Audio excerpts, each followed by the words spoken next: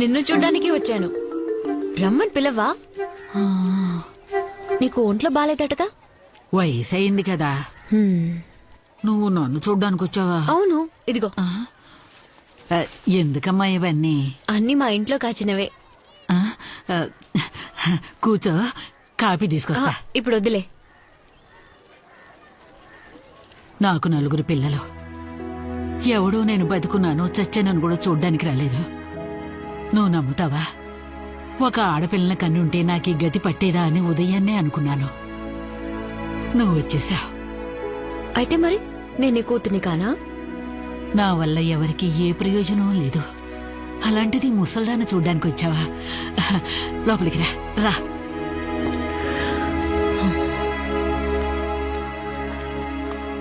హాస్పిటల్కి వెళ్ళాలంటే చెప్పు, నేను వచ్చి నిన్ను తీసుకెళ్తాను. అలాంటిది ఏం వద్దులే, నేనెంచక్కా ఉన్నానుగా.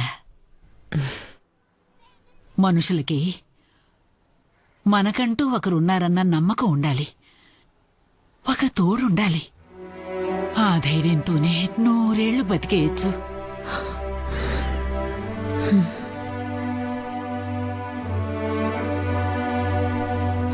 ఇప్పుడు ఎవరికంత ఖాళీ ఉందిలే. అన్ని పనులు వదులుకొని నన్ను చూడ్డానికి వచ్చావే. నేనైతే చచ్చేంత వరకు మర్చిపోను.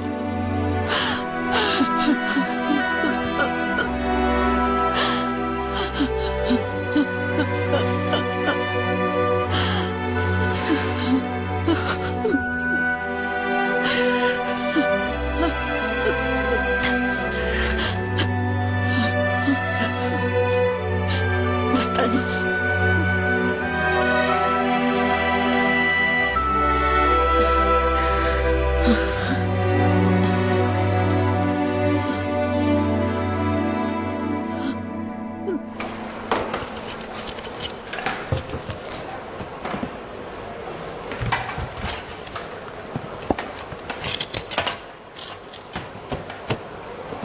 ఇది శుభ్రమైనది, ఇది మార్కెట్ వంకాయ.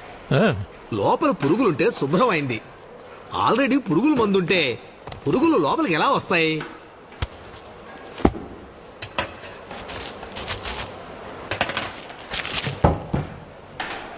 మీరే చూడండి, ఈ కాలంలో గుడ్డలకు రంగులు వేయటమే కాకుండా మనం తినే ఆహారాలు కూడా రంగులు కలుపుతున్నారు. డూప్లికేట్ చూడండి, ఎర్రగా అందంగా ఎంత ఆకర్షణీయంగా ఉందో. ఈ విషాన్నే ప్రజలు తింటున్నారన్నమాట. వేరే దారి. వీటితో వండితే ఎంత పెద్ద కుక్క అయినా రుచి రానే రాదు. ఈ తరం ఉందే, రుచికరమైన ఆహారం అంటే ఏమిటో దానికి అసలు తెలియనే తెలీదు. అదే నిజం కూడా. మీరు గనక ఇలాంటి కూరగాయలు ఇచ్చారంటే వెళ్లి వారంతా మన భోజనం గురించే మాట్లాడుకుంటారు. దానికి నేను గ్యారంటీ.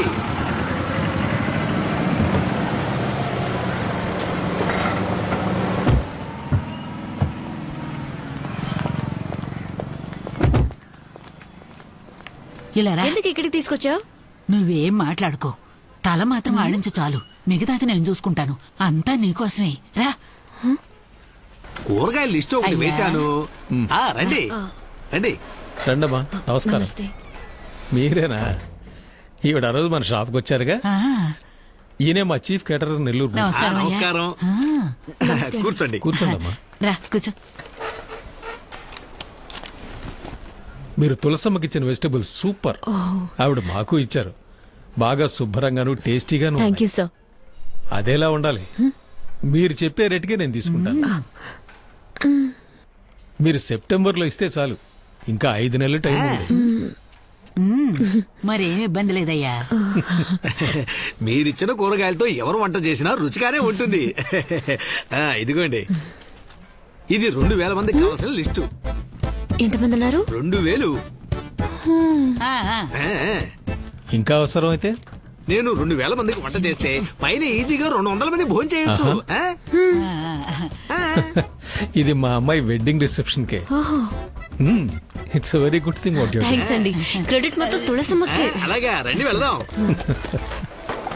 మీది 1.5 ఎకరం ఫామ్ అట కదా, తులసమ్మ చెప్పింది. మీరికపై బయట ఎవరికి సప్లై చేయనక్కర్లేదు.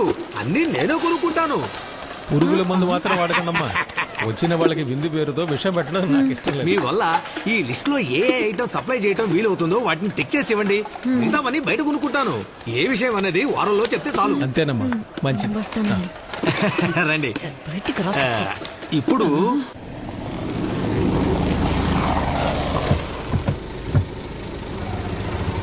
ఎంత పొడుగు లిస్ట్ ఇచ్చాడు. ఆయన ఓం సాయిరామట. ఉల్లిపాయలు 40 కిలోలు, టమాటాలు 35 కిలోలు, క్యారెట్ 25 కిలోలు, బంగాళదుంప బచ్చ బఠానీ 5 కిలోలు, కూరగాయల సంతే లిస్ట్ రాశాడు. ఏంటిదంతా? ఇంట్లో వంటకనుకున్నాను, పెళ్లికని తెలియదురా. ఆ, ఎకరున్నర తోట ఉందని ఎందుకు చెప్పావు? కాస్త గొప్పగా ఉంటుందని గ్యాస్ కొట్టాను. ఆ, ఎకరున్నర పొలం భూకంపం వచ్చి 2గా బద్దలేందని చెప్పు. నా ఉద్యోగం పోతుందిరా. ఏదైనా నమ్మేలా చెప్పవా? నన్ను అడిగితే ఇరికించింది నువ్వే అనుభవించు.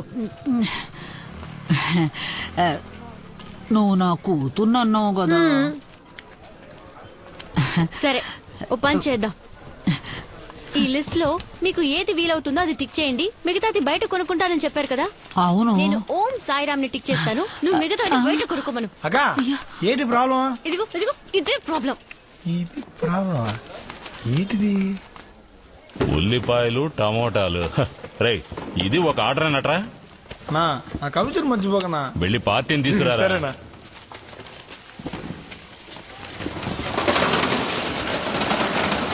రాక లోనికి రాక రండి.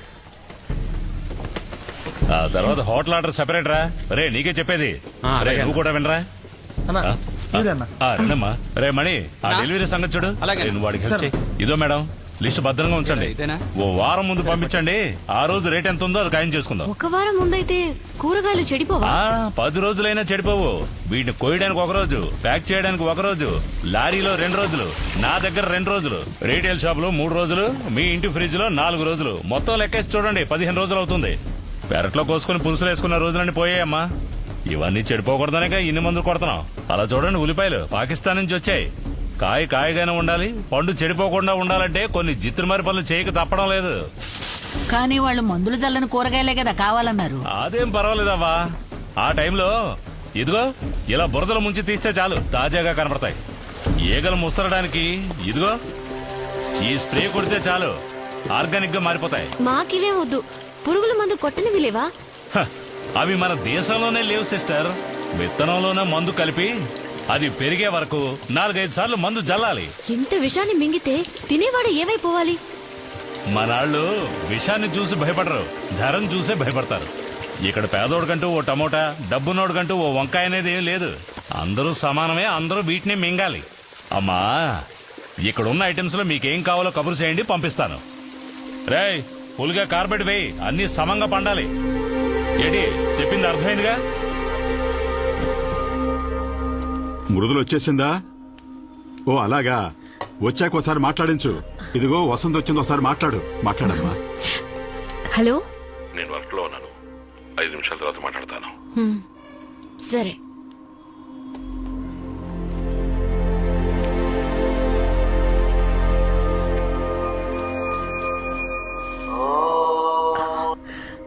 సారీ గిరిజ, మా వారు ఇప్పుడు నాకు ఫోన్ చేస్తారు. నేను నీకు మళ్ళీ ఫోన్ చేస్తాను.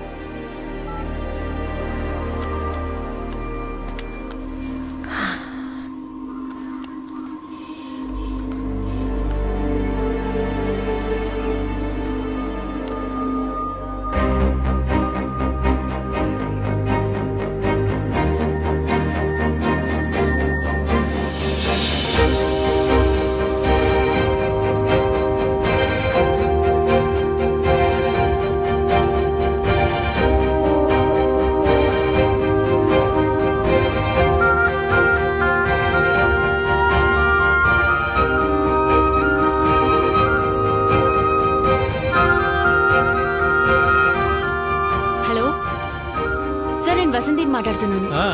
చెప్పండమ్మా. మీ ఆర్డర్ నేను తీసుకుంటాను. ఓ థ్యాంక్ యూ వెరీ గుడ్ అమ్మా. అడ్వాన్స్ ఎప్పుడు కావాలో అప్పుడు ఇచ్చేస్తాను. Okay sir.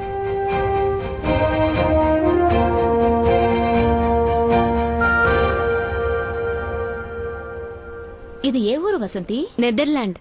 ఇలా ఇప్పుడు చాలా దేశాలు సక్సెస్ఫుల్ గా పండిస్తున్నారు. ఇవన్నీ మన ఊరికి వర్కౌట్ అవుతాయంటావా?